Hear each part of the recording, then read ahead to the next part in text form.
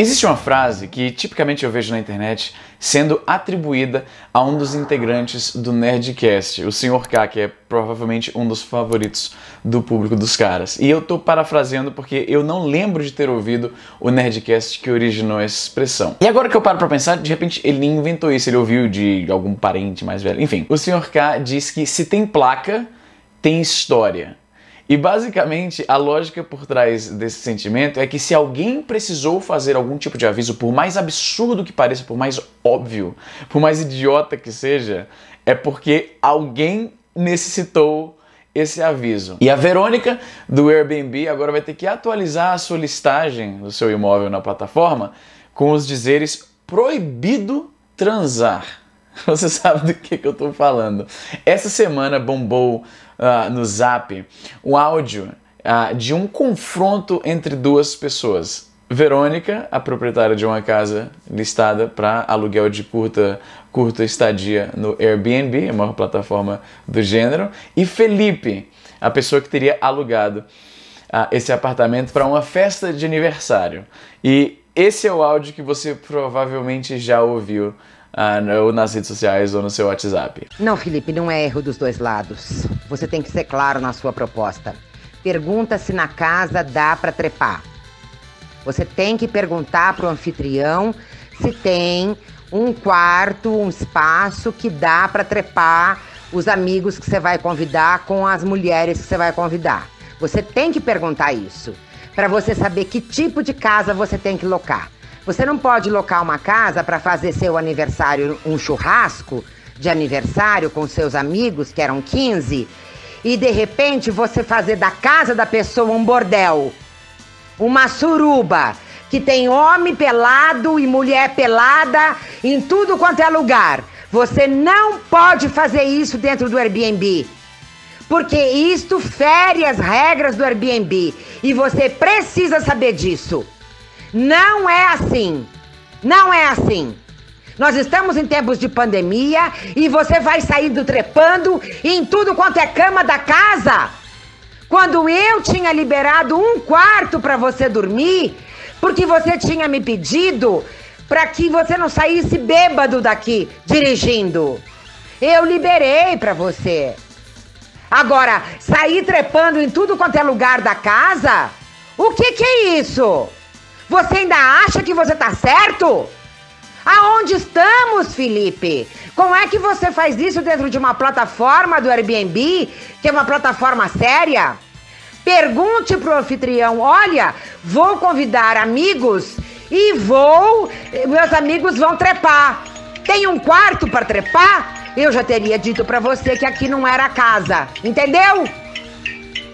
A Verônica, a propósito, isso é um preconceito meu, mas a voz dessa mulher, além da voz, a atitude que ela tá tendo nessa situação, ela tem a voz dela tem uma certa petulância daquela pessoa que está acostumada a tudo ser de acordo com as suas regrinhas, com o que ela quer. Eu já imagino aquela mulher que casou com um cara rico e que nunca teve que trabalhar convencionalmente, pelo menos há muito tempo, novamente, um preconceito totalmente meu. Mas aquela voz, aquela afetação dela, quando me mandaram isso no WhatsApp, eu imediatamente, antes de ouvir o áudio do Felipe, eu já estava do lado dele. Então, como você ouviu no áudio, Verônica absolutamente furiosa, que o Felipe convidou seus amigos para celebrar uma festa de aniversário e ela ficou sabendo que estava todo mundo transando em todos os locais. E ela faz uns argumentos meio esquisitos, porque a melhor coisa que ela falou, o único argumento de fato que ela tem ali é criticar o Felipe por provocar uma aglomeração como essa em tempos de pandemia. Então esse é o melhor argumento dela, até aí tudo bem. Mas ela curiosamente fala algumas coisas que não faz muito sentido. Primeiro ela fala que é contra as regras do Airbnb. E não ficou imediatamente claro, ouvindo o áudio, se ela quer dizer que isso é contra as regras do Airbnb como plataforma, que tá errado, não tem nada nos termos de uso que problematiza qualquer modalidade de sexo, seja entre um casal que só alugou para passar o fim de semana ou um cara que alugou e trouxe um monte de gente e transou em todos os locais da casa. Então não é muito claro se ela quis dizer que isso é contra as regras do Airbnb, que não é, ou se ela está se referindo ao Airbnb dela. Ela está fazendo uso de uma metonímia. Ela diz o Airbnb, mas ela está se referindo à sua propriedade. Parece bastante absurdo que alguém que está no ramo, de certa forma, digamos, de imobiliário de curto prazo, né? Você está alugando uma casa e você espera que as pessoas, você se choca em descobrir que as pessoas vão usar o lugar que você está alugando para transar. Ela provavelmente se chocaria ao descobrir que todas as vezes que ela alugou o Airbnb antes, alguém transou dentro da casa. Outro argumento que ela faz que não parece fazer muito sentido, ela dá a entender que o cara tinha que perguntar antes se pode transar no local, e ela teria, né, a lógica do argumento que ela faz é que ela teria então assinalado um quarto específico. Ó, esse quarto aqui é o quarto que se pode transar, não se pode transar em nenhum outro lugar. É bastante esquisito, não fica imediatamente claro se a ansiedade dela é porque tinha muita gente na casa, não fica muito claro o que exatamente ela está com tanta raiva. Sobre a aglomeração em tempos de Covid, ela está coberta de razão. Sobre transar em locais que não sejam os designados pelo dono da casa para transar, isso é absurdo. Imagina se o cara de quem eu alugo esse local onde eu moro dissesse no contrato assim, olha, você só pode transar no quarto. Você não pode transar em nenhum... E tem que ser nesse quarto onde você vai colocar a cama. O quarto onde você tem esse estúdio aí que você montou, você não pode transar aí. Nem na cozinha, nem no banheiro. Talvez no banheiro, acho que, né, provavelmente o dono da propriedade não se incomodaria tanto no banheiro. Porque essa que é a questão. É mais um chilique sobre moralidade, na verdade. Enfim, vamos ao áudio do Felipe. Bom, Verônica, boa noite. Aqui Felipe que fala. Eu primeiro gostaria de alertar que não tem motivo algum da gente subir o tom na conversa. Eu concordo com você que não houve erro das duas partes e houve também uma falta de clareza, mas apenas da sua parte. Pelo que eu estou entendendo, você deveria ter colocado no título do seu anúncio proibido trepar no local. Agora me admira você imaginar que eu, um jovem, vou convidar 15 amigos para comemorar o meu aniversário na sua casa, pagando uma fortuna de diária sem ter a intenção de comer ninguém. Que mundo que tu vive? Eu já transei em banheiro químico, Verônica, em obra de vizinho. Eu não vou transar na casa dessa que eu aluguei, que é uma fortuna. Pelo amor de Deus. Eu vou te dizer que já de cara o Felipe me parece um cara mais razoável. Primeiro que ele já pede de forma até educada, embora firme, que não é necessário que o tom se eleve, né? Como eu falei, a voz da Verônica, eu estou projetando claramente os meus preconceitos, mas ela me faz pensar em alguém que está muito acostumado a que o seu jeito de ver as coisas seja o aceito, a sua forma de fazer as coisas seja a empregada, né? Por isso a voz, uma certa empáfia na voz dela, né? Uma certa raiva. O Felipe explica que como é que você esperaria que ele vai alugar uma casa, né, e se comporta 15 pessoas, é uma casa claramente grande, eu imagino uma casa com um certo nível de luxo e sofisticação, deve ter sido bastante caro como ele alega no áudio.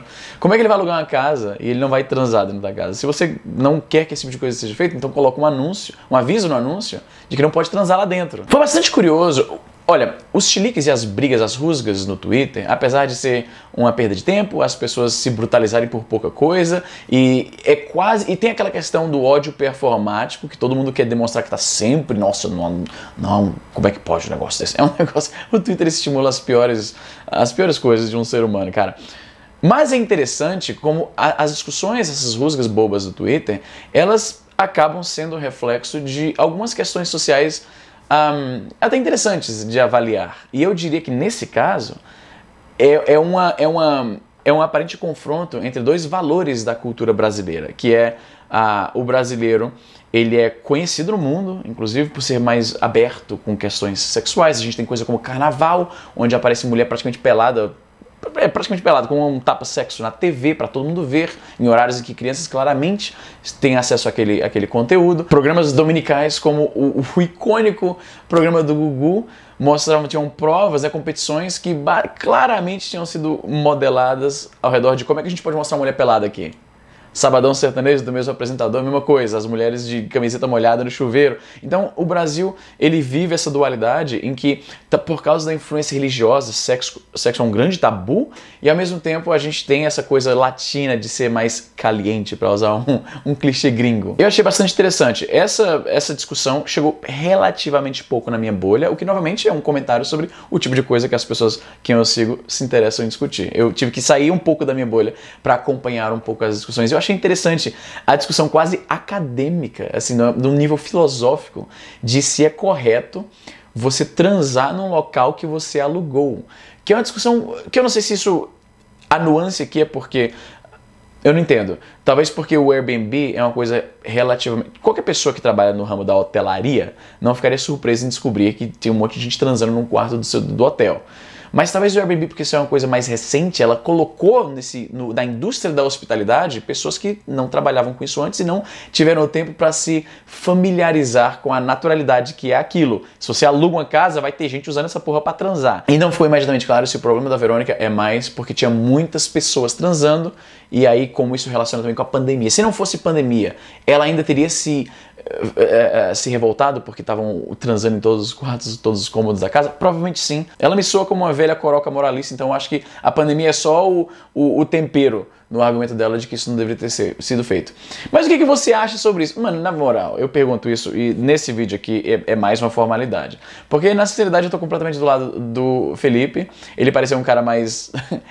eu adorei a sinceridade que ele falou. Olha, eu transei em banheiro químico, em canteiro de obra de vizinho. Eu vou alugar uma casa e eu não vou transar. Qual a lógica disso? E ele tá coberto de razão, mano. Mas o que você acha desse novo escândalo da sociedade brasileira? Tá certo transar no Airbnb? Meu irmão, na minha opinião, se você não quer gente transando na sua casa, então não alugue, irmão. Vende essa porra.